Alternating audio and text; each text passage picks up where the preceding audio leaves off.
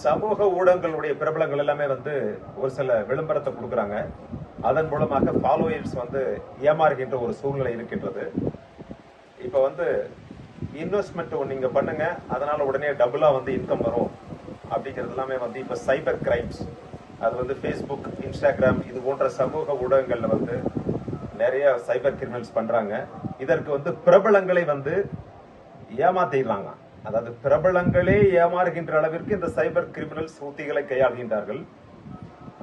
அவங்க முதல்ல இது போன்ற பல லட்சக்கணக்கான ஃபாலோவர்ஸ் இருக்கிற பிரபலங்களை பிடிக்கிறது.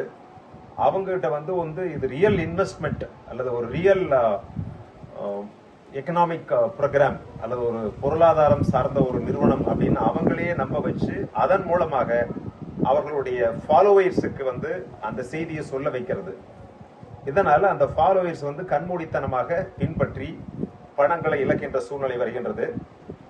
இப்ப என்னன்னா எல்லாமே சோசியல் மீடியா அப்படிங்கறதுனால நம்ம பணத்தை இதன் மூலமாக இழக்கின்றோம். ஒரு காலத்துல பாத்தீங்கன்னா உங்களுக்கு எல்லாம் தெரிஞ்சிருக்கும், இந்த ஹீமோ கோழிகள்லாம் இருந்துச்சு இல்லையா, அதற்கெல்லாம் விளம்பரம் கொடுத்தாங்க, கடைசியெல்லாம் ஏமாத்திட்டு போயிட்டான். அதனால விளம்பரம் கொடுத்தவர்கள்லாம் குற்றவாளிகள் சொல்ல முடியாது.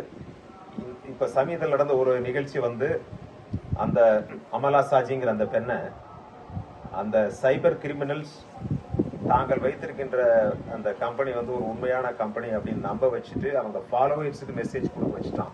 அதனால அவங்கள குற்றவாளின்னு சொல்ல முடியாது. இருந்தாலும் பொதுமக்கள் ஃபாலோவர்ஸ் விழிப்புணர்வோடு இருந்தால் நிச்சயமாக இது போன்ற குற்றங்களை தடுக்கலாம். சமூக ஊடகங்களை பொறுத்தளவில் மிகவும் எச்சரிக்கையாக இருக்க வேண்டும். கையாளுவர்களும் சரி, அதை பின்பற்றுவர்களும் சரி.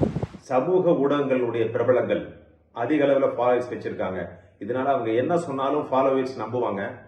எனவே அந்த சைபர் கிரிமினல்ஸ் இது போன்ற அந்த பிரபலங்களை என்ன பண்றோம்னா அவர்களுக்கு தெரியாமலே உபயோகப்படுத்தி அவர்களையும் ஏமாற்றி அவர்களுடைய ஃபாலோவர்ஸையும் ஏமாற்றுறாங்க. அது போன்ற யுத்திகளை இந்த சைபர் கிரிமினல்ஸ் ஃபேஸ்புக், இன்ஸ்டாகிராம் இதன் மூலமாக அவர்கள் செயல்படுகின்றார்கள். எனவே ஃபாலோயர்ஸ் அல்லது சமூக ஊடகங்களை பயன்படுத்துபவர்கள் எல்லோருமே கவனமாக இருக்க வேண்டும். அதுபோன்று இந்த சமூக ஊடக பிரபலங்கள் எல்லோருமே இது போன்ற விளம்பரங்களை செய்யக்கூடாது. அவர்கள் பணம் கொடுத்து உங்களை நம்ப வைத்து உங்களுடைய ஃபாலோவர்ஸை ஏமாற்ற வைத்து விடுவார்கள். எனவே அனைவரும் விழிப்புணர்வோடு எச்சரிக்கையோடு இருக்க வேண்டும். செய்திகளை உடனுக்குடன் தெரிந்து கொள்ள உடனே சப்ஸ்கிரைப் பண்ணுங்க.